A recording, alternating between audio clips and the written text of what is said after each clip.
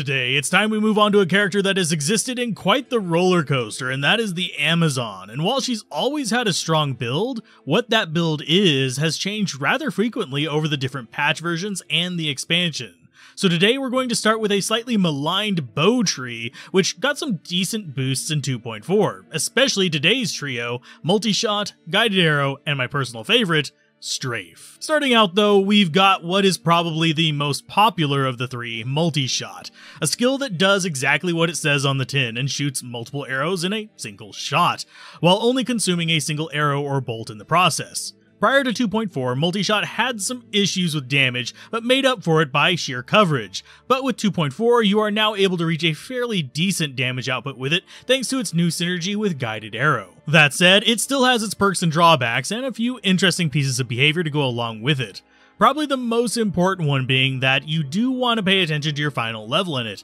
if you plan on actively using it, that is, since the mana cost will continue to increase forever, but the limit on the number of arrows is 24, it's a hard cap, which is reached at level 23, for those of you who are curious. So you don't want to overdo it, especially since while every arrow can do damage, only the central 2 arrows will carry on strike abilities like Crushing Blow, Chance to Cast, Knockback, etc., regardless of how many arrows you have. As far as the playstyle with the skill, you want to consider where you're clicking as well, much like Necromancers do with Teeth, since this is a positional spread skill. Clicking close will cause the spread to be further apart, while clicking far away will cause them to cluster up much tighter, which has both pros and cons in both cases, since generally you're only going to get one arrow to hit due to the next delays on damage with the skill, though there are some fringe cases that can break this, you generally will not run into them. The last important aspect of the skill is probably addressing the damage penalty. It applies, like with many damage reduced by percent skills, to everything.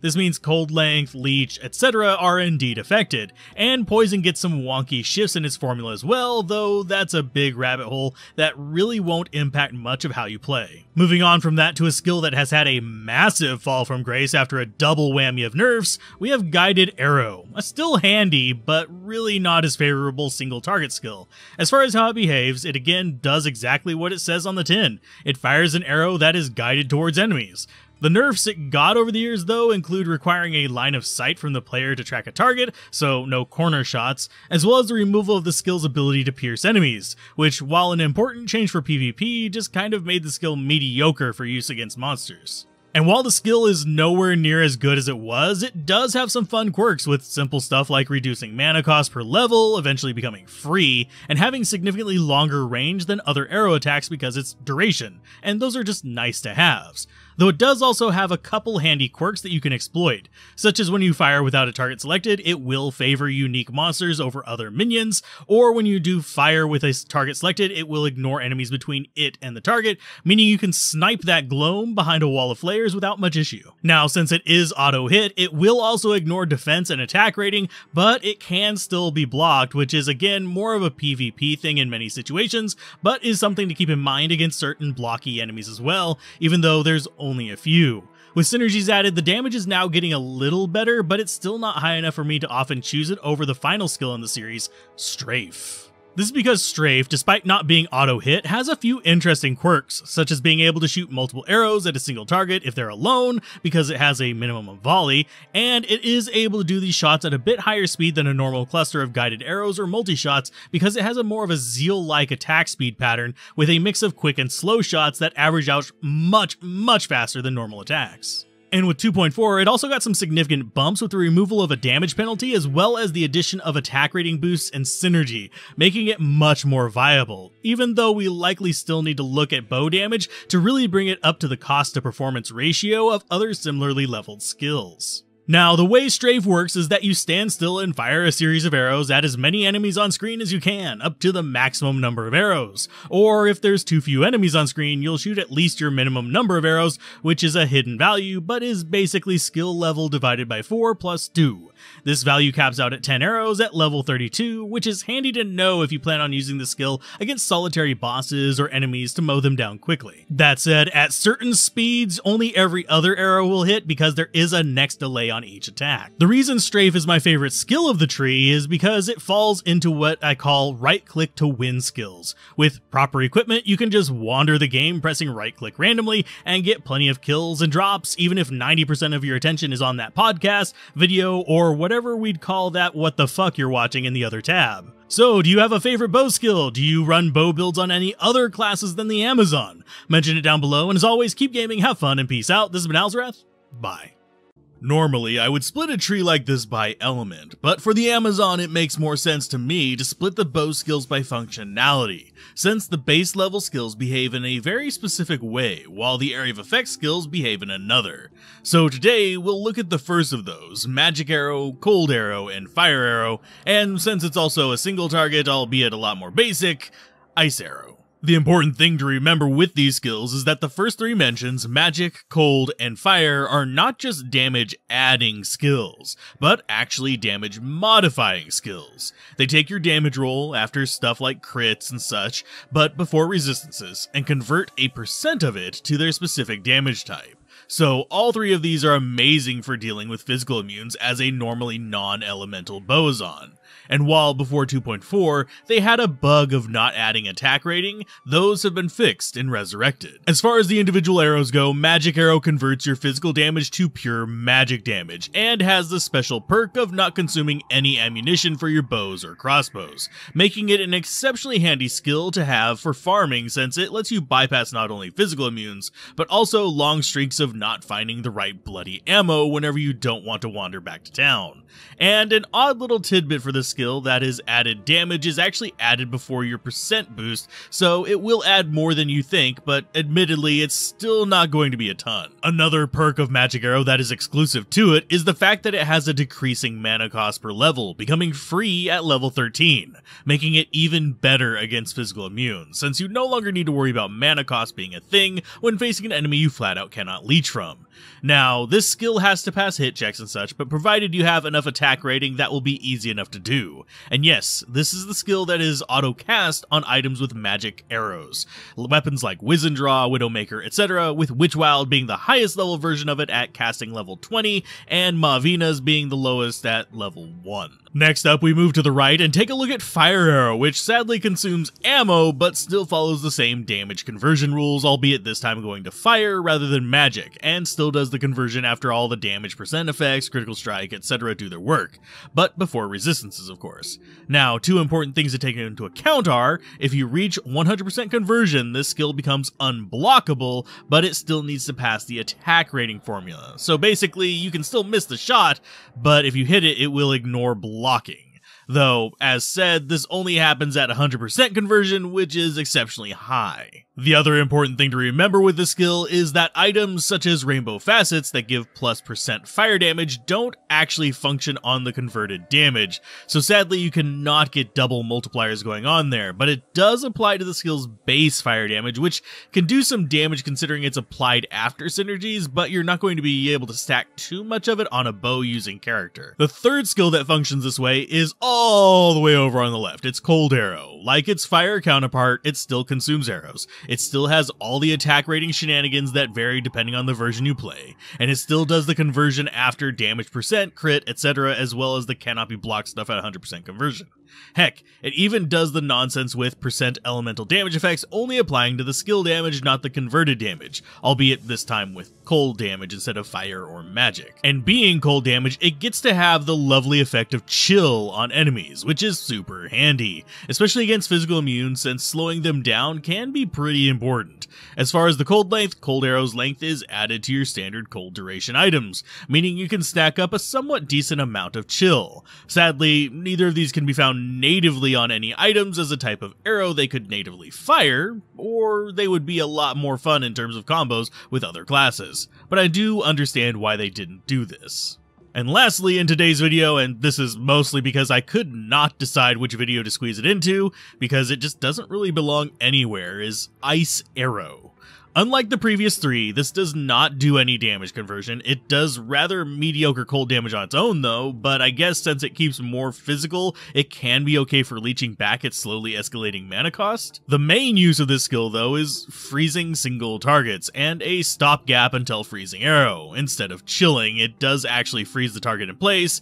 and cold length does help this duration as well, so you can lock things down for a decent amount of time with the right setup, but it just doesn't do enough on its own to really justify regular use on pretty much any build, since you're better off with a good bow or cold arrow, or going all in on freezing arrow instead. Overall, the single target elemental bow skills have some fun quirks, and I'm sure there will be a few people that love ice arrow since it can be the Amazon counterpart of the sorceress ice bolt. I just almost never use it personally, so which of the three major branches of the bow skill tree do you prefer? The frosty left, the magic and physical middle row, or the burninators on the right? Mention it down below, and as always, keep gaming, have fun, and peace out. This has been Alzorath. Bye. Continuing on with the bow tree of the Amazon, we have the cornerstones of what is known as the Mage Zon in Diablo 2, with the Frost Maiden version using freezing arrows, and the Fire Maiden using exploding arrow and sometimes immolation arrow. Now, the reason these are separate from the rest of the elemental skills is because they have a very often misunderstood mechanic that is shared among all three of them, and that is the reason why exploding and freezing arrows are a lot more powerful than they seem at first glance. Starting off with what is probably the most popular to talk about with this mechanic due to it being available as an auto mod on certain weapons, we have Exploding Arrow, a skill that also tends to trump even its higher level skill due to a lack of cooldown, making it a lot more spammable for damage per second concerns. This is amplified by the common mechanic between these three skills, and that is how damage carryover works on them. For Exploding Arrow, it will carry over fire damage from skills like Enchant and Holy Fire, as well as the various pieces of gear you wear with extra fire damage, and not only apply them to the arrow itself, but also apply this damage to the explosion too. This was heavily exploited in early Lord of Destruction patches, since additional sources added additional radius back then as well, though even with that particular exploit patched out decades ago, the skill still is able to carry its own weight due to this bump in damage, especially on characters that can stack a lot of fire damage. Now, the thing to remember for these skills is your focus will be that explosion damage, not your arrow damage. This is because not only is the arrow's listed explosion damage only added to its area of effect, the explosion itself is essentially a spell damage source, so not even most blocking functions will stop it. So you get a lot more benefit from getting this amount as high as possible, and this is exactly how exploding arrow weapons work as well. Though it is worth noting that if you want chain explosions with pierce through any of these skills or items, you do still want to keep your attack rating at a reasonable level, since to actually pierce, you do need to hit the enemy with the arrow. Failing to hit but still getting the pierce will only result in ghost explosions, not actual damage. That said, a skill where these pierce explosions are actually really important is the often maligned immolation arrow, which gets a bad reputation due to its extended cooldown without the damage increase to compensate for it. The reason you want the pierce explosion effect on it is so you can essentially create an extended firewall of pain out of the resulting immolation effect. And while the explosion itself carries the fire damage from the rest of your gear and abilities, the ground fire does not, and this is not helped by the fact that generally the ground fire is going to do a bit less damage than you expect unless the target is a fairly large size 3 opponent. For me, the main reason I keep this on the bar for my hybrid Mage Zon is for the occasional small damage bump, and I almost never actually use it at low or mid player counts since I can just be lazy with Exploding Arrow in those cases. The third and final skill of the trio is all the way on the other side of the tree, and that's Freezing Arrow. Now, while Exploding and Immolation take fire damage with them, Freezing Arrow takes cold, so obviously Enchant and such is not going to do much for it, but Holy Freeze, Raven Frost, and a handful of other items will boost the area of effect damage. And since this has decent damage naturally, these boosts are more just helpful than necessary for the skill to shine. The other nice thing about Freezing Arrow is explicitly in its name. It freezes stuff, and any cold length effects you have will add to that freeze duration. So not only can you do decent damage, you will prevent yourself from taking nearly as much damage since you can shut down so many enemies with it. The only drawback of this skill is the sheer amount of mana you will burn with it, since, like Exploding Arrow, this skill has no cooldowns, so you can spam it to your heart's content, but it does get pretty mana hungry. Now, one thing I have not mentioned through all of this is the big reason I really like these skills outside of the naturally unblockable area of effect explosion, and that is because they are so hybrid friendly it's ridiculous, since to get decent damage out of them for a hybrid skill it only takes 40 points plus the prerequisites, with freezing arrow and ice arrow or exploding arrow and fire arrow being the main investments to maximize their damage. This leaves you plenty of points to either go into a hybrid bow build with physical or even each other. It lets you invest into a high level Valkyrie if you want, or even go into a Fishy Zon or a Javelin bow hybrid if you don't mind swapping weapons every few seconds. Overall, while these skills could use a little love of the rebalancing wand to make them more potent and reliable, they're still fairly decent skills with a lot of mileage and fun to be had. If you're interested in the skills most people choose to hybrid with one of these bow skills, check out the video on screen now, and as always, keep gaming, have fun, and peace out. This has been Alzorath. Bye. Today, we're going to look at 3 skills which secretly got some of the biggest boosts in the game with the 2.4 patch, and these are the Amazon passive skills Dodge, Avoid, and Evade. Before 2.4, these skills were somewhat frowned upon because they were prone to interrupting your actions, even to the point where high investments could lock you down and kill you more than save you. With the patch though, this interruption effect was fixed for the most part, and made it a much more stable inclusion in a number of Amazon builds. As far as how these 3 skills work, there's a few quirks, such as Fanaticism increasing the actual dodge speed, though that is less important since the patch, but it can still help when affected by slowing effects. There is also an interesting extra layering mechanic since all 3 of these trigger last, as in it will check your defense and blocking before it ever considers dodging, and they are all checked separately, meaning you can reach some pretty ridiculously high levels of attack evasion whenever you stack them all up exceptionally high. Though each of the 3 has its own specialty, with dodge providing its evasion chance when you're standing still and being attacked by melee targets, which is pretty handy for stationary Amazons that are not running from target to target, but are still in the thick of things, and doubly important for fridge builds like the Warrior Princess and Daggerzon builds. Avoid is pretty similar, but works against ranged attacks rather than melee attacks, meaning it will protect you from things like archers and blow dart flares, though again, as a stationary skill, you do need to be using a build that is standing still for it to be super useful, so you'll see this one favored more on Javazons and Boazons that attack at a range themselves. And finally, Evade is the ultimate version of these skills, functioning while only walking or running and still maintaining the defense and block checks first, though obviously while running these will be tiny, so you'll see people sometimes walking to get the most out of it. And since it works while moving, it functions on pretty much any build that wants to be mobile, which is, well, most builds. And the fact that it works on both ranged and melee attacks makes it exceptionally useful. Generally though, it's pretty rare to punch any of these skills over 50 to 60% evasion effect unless you are building a very specific purpose,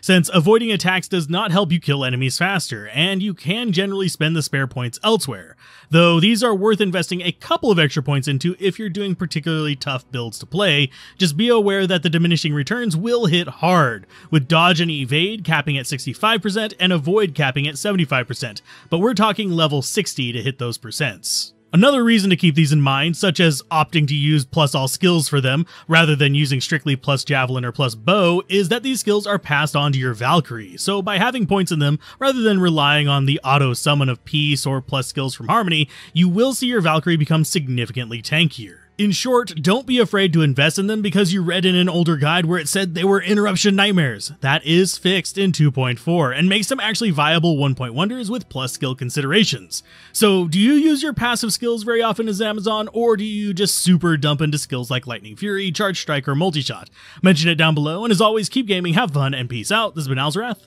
Bye.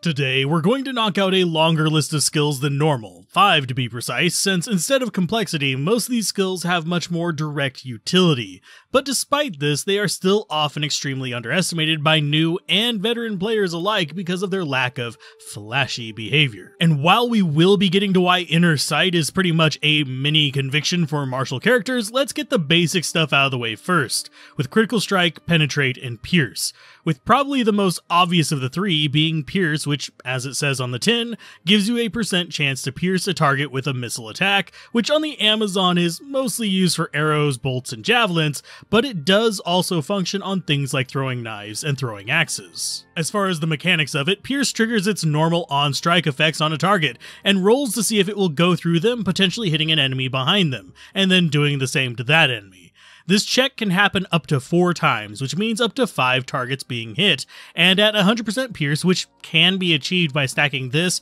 with certain items, you can get these numbers fairly regularly. The only catch is that you have to succeed at a hit check to have a chance of the missile actually piercing. If it pierces and you didn't hit, you will sometimes get ghost projectiles that end up having nothing but a visual effect. That said, if it's blocked instead, it can still pierce like normal, so all you have to do is get by the normal target's defense. Moving up, we have Penetrate, a skill that strictly adds attack rating to your character on a percent basis. This is actually a pretty powerful skill in a number of builds for getting that chance to hit up, and is almost a guaranteed pick for warrior princess Amazons who use swords and daggers. The only catch to this skill is that it does not stack with Blessed Aim specifically, since Blessed Aim sadly overwrites Penetrate's boosts, so try to avoid that skill when possible if you're relying on this to hit. After that, we have Critical Strike, the last of the 3 truly passive skills, and it's again another skill that does what it says on the tin, giving a chance at dealing double damage via Critical Strike.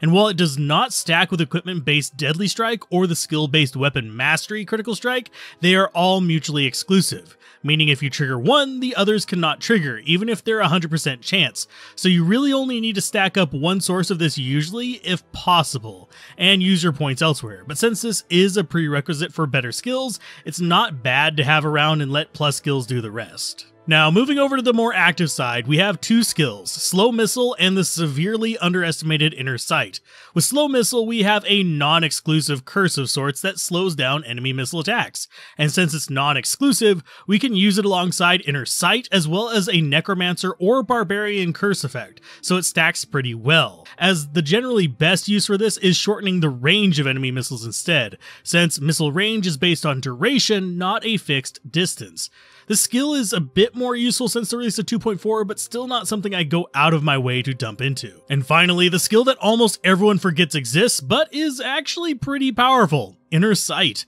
which is a skill you can get from Act 1 mercenaries, but is also an active skill on the Amazon. The core function of this skill is simply lowering enemy defense, though unlike Conviction, it decreases it by a flat amount rather than by a percent, meaning it can actually reduce enemies to the bare minimum of 0 defense, at least at higher levels or at lower level enemies. At first, this may not seem extremely possible since players can get up to some pretty high defense values if they try, but when you realize that even the Ubers cap out a bit over 3,400 defense, with the mini Ubers being about 1,000 lower than that, you'll quickly see that a high-level Inner Sight can equate to a significant dent against them, much less normal monsters which sit closer to the 1,500 range even at the higher ends of hell. Meaning a mid-level Inner Sight can quickly make a double-digit boost to your chance to hit percent, which makes many times a much bigger impact than even an equal investment in Penetrate for your attack rating. And if you combine the two, you can get some pretty nice hits going. Now, the question will inevitably come up, how do Inner Sight and Conviction work together? Which is basically answered with, they stack in the least effective way possible. Simply put, Inner Sight takes effect first, and then Conviction is applied to the resulting value. That said, Inner Sight also applies before effects like Shout and Defiance as well, so using it against the Ancients is very welcome, though sadly it is applied after Stone Skin, so you can't really curb that ability's bonus very well. Overall, the Amazon's passive and magic skills are very frequently underestimated in their utility, in favor of dumping as much as you can into the flashier skills. But when applied properly, they can greatly improve the efficiency of those flashy skills by letting you hit and pierce more to trigger more of those lightning furies or freezing arrows. So, do you dump many points into the Amazon passive tree, or do you stick strictly to those flashy skills? Mention it down below, and a special thanks to channel patrons and members for their continued support. Rounding out the Amazon passive tree, we have the Amazon Summons, one that is literally just a fancy punching bag in the form of decoy, while the other one, the Valkyrie, is easily one of the strongest, if not the strongest summon in the game, depending on what you're needing, and how lucky you are with her equipment rolls. Getting the decoy out of the way, this skill literally summons an idle clone of the Amazon herself with a base life of about half of what the summoning character has, so the higher your life, the longer the decoy will be able to do her job, and with enough points in decoy, you can eventually get her to even higher life than you, though by that time, you'll end up wanting to use the Valkyrie instead. As far as uses explicit to the decoy, despite her automatic boost resist, she has a limited duration and can't attack, so she tends to be ignored by most players. Though some handy tricks you can do, even if you have a single pointed decoy, is as a curse decoy or a scout, by placing her far ahead to take hits from ranged opponents so you know where they are, or by placing her on top of Bale while fighting his minions so he'll cast Decrepify on her instead of you, since he always targets whoever is closest. Beyond that, most of the reasons to put points into decoy itself are going to be to really pump your Valkyrie up in case you were wanting her as a super tank, but once you get to a decent amount of plus skills, the value of this definitely goes down. This is because, as we look at the Valkyrie, the decoy bonuses are actually redundant with the natural Valkyrie bonuses, with hard points in decoy essentially giving the same life and resist boosts another point or plus skill in Valkyrie itself will give, which, in case you're wondering, is an extra 20% life and an extra 2% resist fire, lightning, cold, and poison. So unless you're strictly focusing on boosting the durability of your Valkyrie, this synergy is not going to do a lot unless you're really pushing for that quad immune summon, which, if you're wondering, is actually a thing that is possible, but it's not something most people actively go after due to the points required, since it relies on hitting the hard cap on natural resistances for the Valkyrie of 85%. So if you have, for example, a level 30 Valkyrie, you would take 13 hard points in decoy to reach that amount, and you'd need a lucky roll on equipment to get the quad immunity. All that said, I did hype up the Valkyrie, and while one of the reasons is that durability, which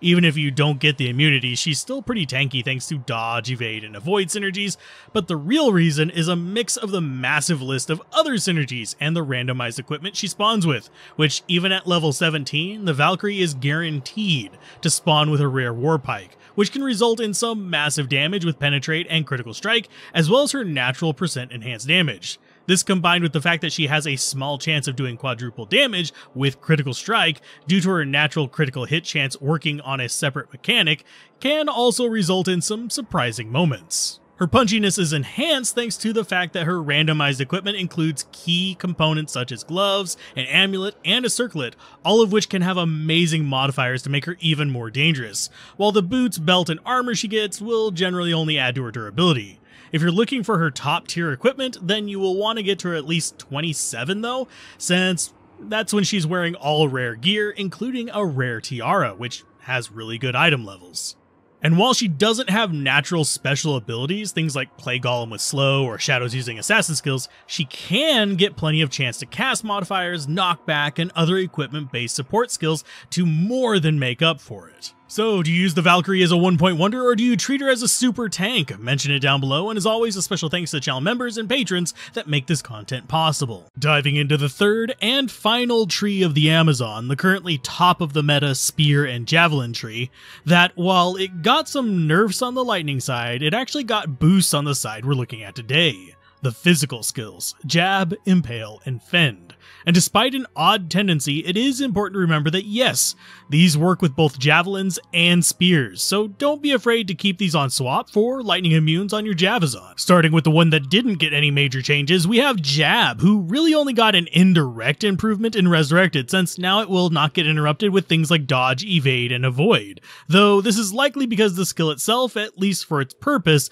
is fine, basically being a rapid-fire skill target damage dealer for whenever things are immune to your choice of other Javelin skills. And while with some points it can be fun, though with escalating mana cost, starting negative damage and only getting positive at level 6 or higher, and really the only redeeming qualities being speed and attack rating, it will never be an overwhelming choice in potency, but having a quick 3-stab attack on a single target can be handy in the right build as a backup. It's just going to need support from effects like Crushing Blow to really see it shine. As we move down the tree though, we see things that got some pretty drastic changes in Resurrected, with Impale becoming far more aggressive and worthwhile despite its slower attack speed. This is because in Resurrected the skill was given a mild speed up, but also made to function more like Smite with a guaranteed hit if the enemy is in range, making it a reasonable option for poking especially hard to hit enemies like Ubers. This, combined with the added slow effect and the fact that it cannot be interrupted, makes it pretty handy for dealing with a number of threats. For me, I tend to only use it in very limited circumstances though, since it still has a relatively slow attack and it does have the chance of durability penalties, though if you're using javelins, it's not something to really worry about because of how that works. but with the potential issue being if you're using a spear that is not indestructible. And even then, you usually won't run into it very often unless you're trying to use this as your main attack. Which, speaking of a main attack, if you're using a physical Spearzon, it will almost always be either Jab, which we covered earlier, or the faster attacking but multi-target only, Fend. This skill actually functions more like a melee version of Strafe, except it lacks the minimum attack feature, which is somewhat disappointing. What this means is that against single targets, like say the Act bosses, you'll only do single attacks with it rather than rattling off a whole series like what you'd see with skills like Zeal or Jab. This means that this is a skill that benefits more from being even more surrounded, so it works exceptionally well on tank Zons that like to sit in the middle of crowds and just fight enemies all over the place. And while a lot of people will use it with two-handed spears, its utility with javelins is often really underestimated, since you can become so durable with a max block shield and a one-handed poking stick that you are nearly indestructible. The big improvement for this in Resurrected, beyond no longer being interrupted by evasion skills much like Jab, is the increased attack speed they've given it by drastically reducing its post-action frames, meaning you attack much sooner after triggering your damage part of the attack. This has all made this skill that used to be hated in Lord of Destruction now become somewhat useful for a number of builds in Resurrected. Though all that said, do you like to run physical Javelins, or do you prefer to lean more into the meta builds that we'll be covering over the next couple videos? Mention it down below and check out the video on screen now if you prefer delivering your physical damage at a range. Next up in the land of poking things with reckless abandon, we have the Poison Javelins, two skills that are severely underestimated by most Javazon players in Diablo 2 because they're, well, poison damage. But the reality is they make exceptional secondary damage sources and can, at least at higher levels, be a primary damage source to bring down a lot of enemies at a reasonable speed, especially if you pair them with the Plague Barbarian Mercenary. Now, before we go in, I know my monkey brain is going to try to mix up Poison and Plague at least once while recording the audio for this. Just know that Poison is the one that just makes a single stream, while Plague explodes whenever it reaches its destination. It's just pretty common for me to mix them up when I'm talking off the cuff. That out of the way, this does give them different strategies, so let's start with the lower level Poison Javelin. This one deals poison damage both with the actual javelin you launch, as well as the clouds it leaves behind. And while there is some debate as to what the best strategy with it is, I personally prefer throwing the javelin either through an opening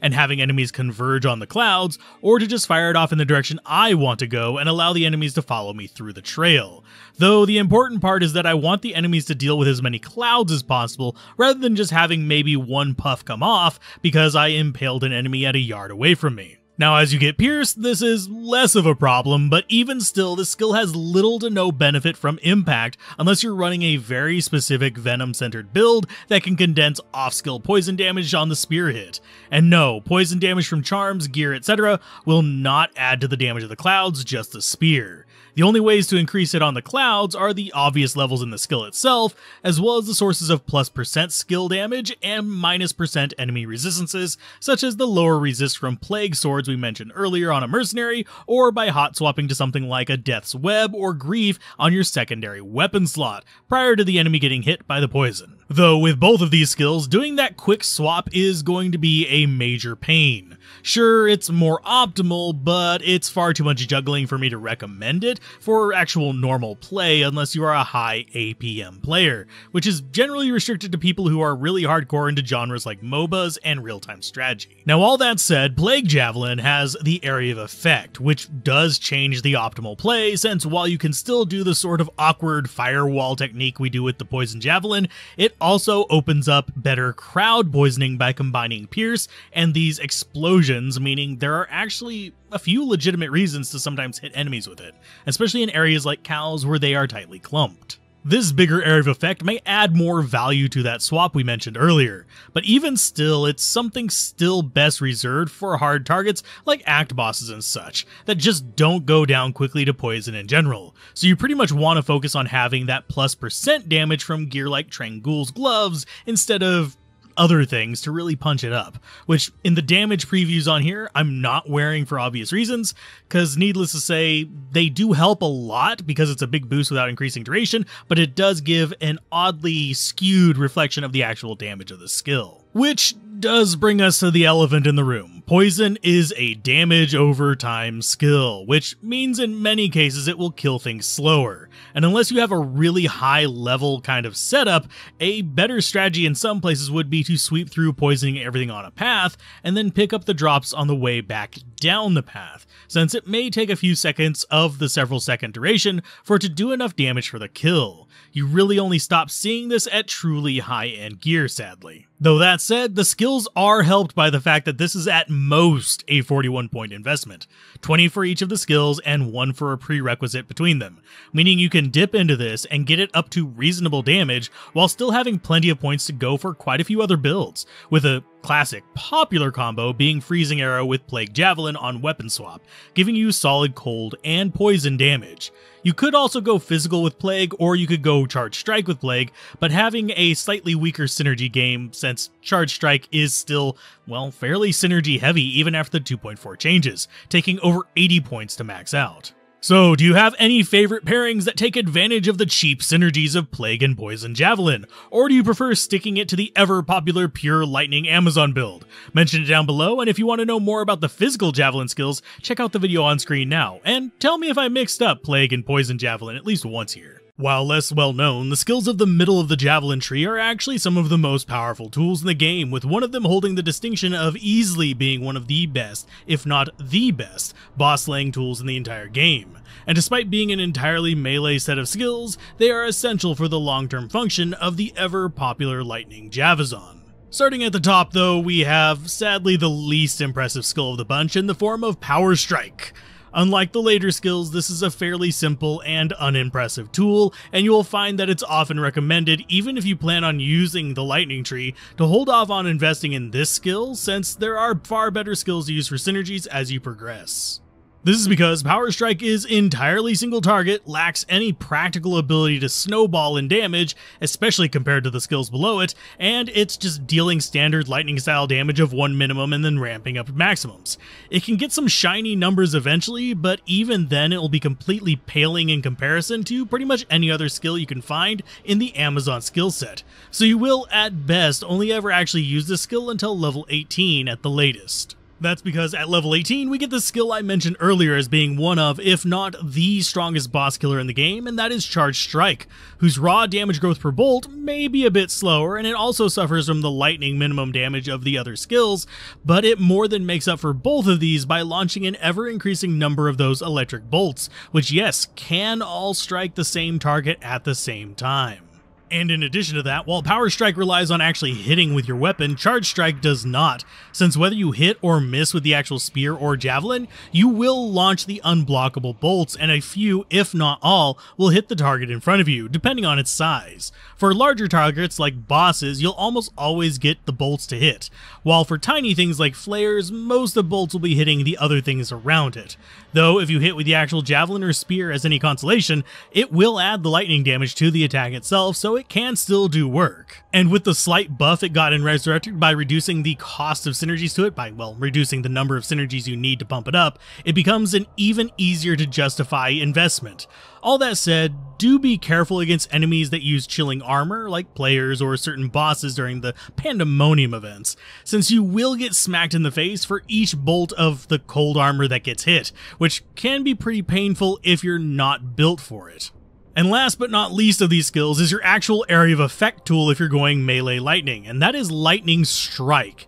A rather interesting take on the chain lightning formula, ending up with far more bounces than even the sorceress skill itself, since this gains a bounce for every skill level while the sorceress skill only gains one every 5. And while this doesn't have a mastery backing it, it does have some decent synergies, and this higher count of bounces makes it a much better option at dealing with swarms of enemies than its cousin, especially considering it has a flat mana cost of 9 compared to the double digits of chain lightning. Just like with Charge Bolt, you don't have to hit for this effect to take place, though if you do, the actual hit does get the added lightning damage as well, and just like the other skills, it benefits just fine from % skill damage and minus enemy resist, making this and Charge Strike exceptional skills to use with the updated Infinity for Resurrected, that allows it in spears rather than just polearms. And as far as how the lightning bouncing actually works, there's some rules to keep in mind. What you see on screen is not necessarily what is actually happening in the actual server. The bolt itself will bounce between available targets within a medium radius of each hit,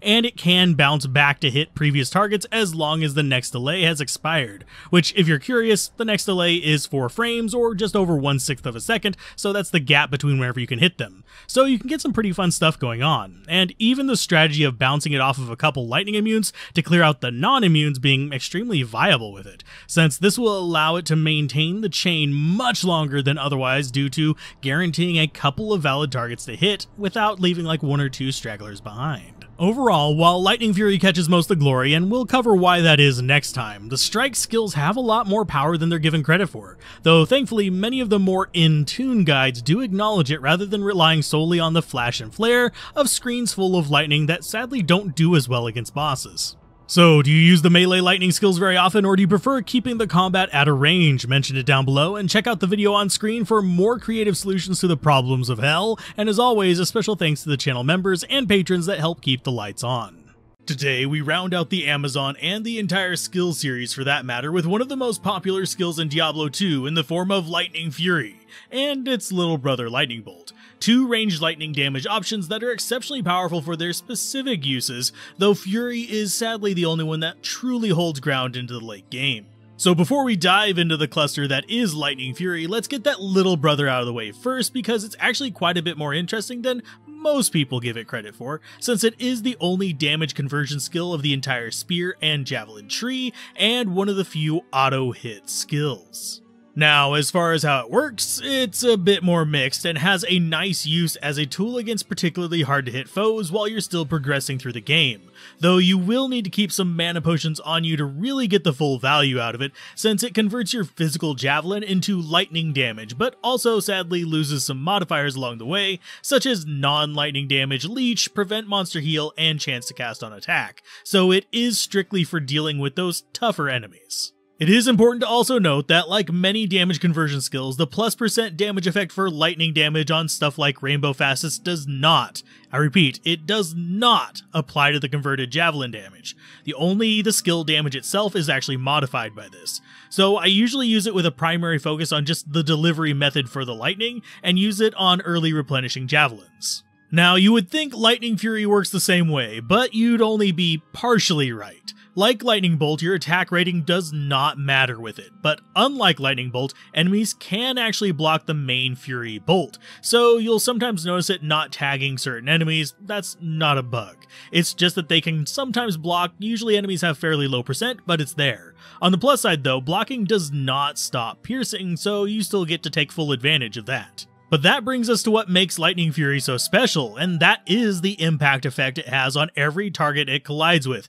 as well as when it expires, whether blocked or not. And that is unleashing a volley of lightning bolts towards any nearby enemies, with the number value you see being the maximum number of bolts it can launch, but it will limit itself to 1 per target. And as you might remember from the Pierce skill video, it does not matter if the enemy blocks, just that the attack passes the hit check to allow the Pierce effect to take place. So with auto hit on the skill, every enemy passed through will get zapped and cause tons of bolts to launch out. Now, you might also notice sometimes that enemies at the fringe die to invisible bolts. This is actually an odd quirk with the Javelin expiring, but it does still launch them, you just don't get to see them. So, provided you can pack up a large number of enemies together, such as in cows or other target-dense areas, you will get up to 5 times the number of enemies worth of bolts launching across the entire flight, each for the listed damage, resulting in massive piercing waves of destruction, which, as of Resurrected, is generally unrivaled, barring some certain immunities. And you'd think with the best crowd control skill, as well as the best single target skill in the game, the Amazon would be the queen of battle, but she does have her weaknesses, and that's why we have build videos returning to explain them in better detail. So be sure to subscribe if you want to see more of those, as well as other guides, and keep gaming, have fun, and peace out. This has been Alzorath.